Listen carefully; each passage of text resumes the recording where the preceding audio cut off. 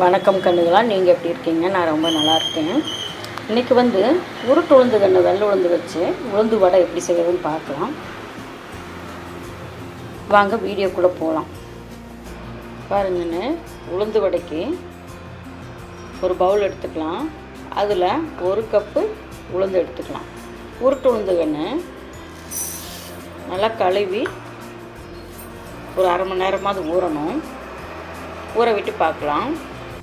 பாருங்கன்னு, நல்லா களைஞ்சாச்சு. பாருங்கள், இந்த அளவுக்கு களைஞ்சிடணும்.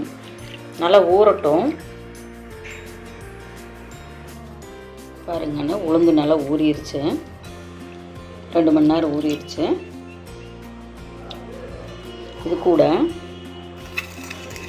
பச்சை மிளகாய், இஞ்சி ஒரு பீஸு, 4 பச்சை மிளகாய், ஒரு பீஸ் இஞ்சி போட்டு அது கூட அரைச்சிடலாம்.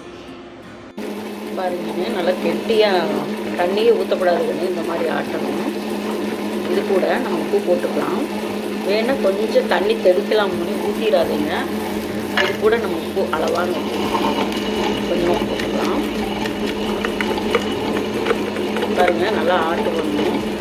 தண்ணி ஊற்றி இருந்தீங்கன்னா எண்ணெய் நிறைய இழுக்குங்கன்னு தண்ணி ஊற்றாமல் ஆட்டி எடுக்கணும்.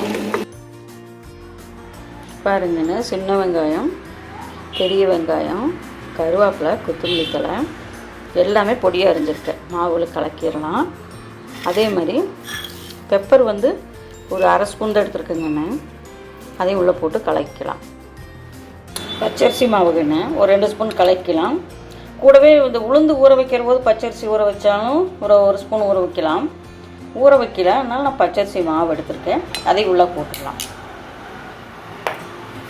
இப்போ மிளகு உள்ளே போட்டேங்கண்ணே. அப்புறம் பச்சரிசி மாவு உள்ளே போட்டுக்கலாம். அடுத்தது வெங்காயமெல்லாம் அரிஞ்சு வச்சுருக்கோம்ல, அதையும் உள்ளே போட்டுக்கலாம். நல்லா கலக்கலாம்.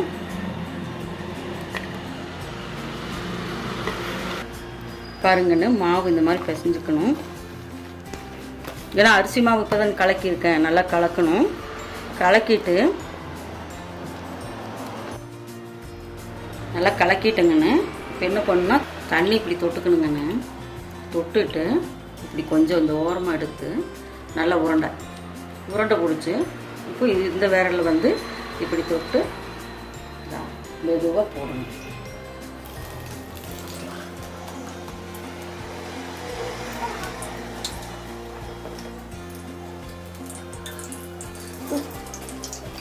இப்படி எல்லா மாவையும் போட்டுடலாம்.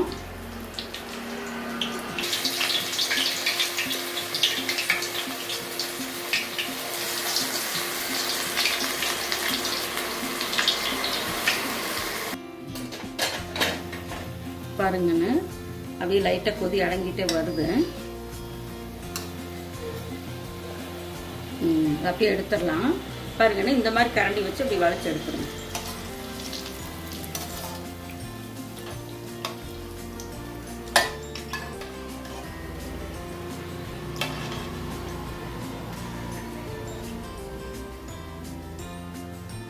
அதை எண்ணெய் வடியட்டும்.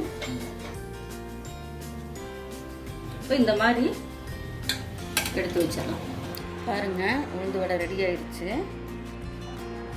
ரொம்ப ஈஸி தாங்கன்னு, நீங்களும் ட்ரை பண்ணி பாருங்கள். எவ்வளோ சாஃப்டாக இருக்குன்னு பாருங்கள். அதே சமயம் கிறிஸ்பியாகவும் இருக்கும். சாம்பார் வச்சுருக்கேங்க, சட்னியும் தொட்டு சாப்பிட்லாம். நீங்களும் ட்ரை பண்ணி பாருங்கள். லைக் பண்ணுங்கள், ஷேர் பண்ணுங்கள், கமெண்ட் பண்ணுங்கள், சப்ஸ்கிரைப் பண்ணுங்கப்பா.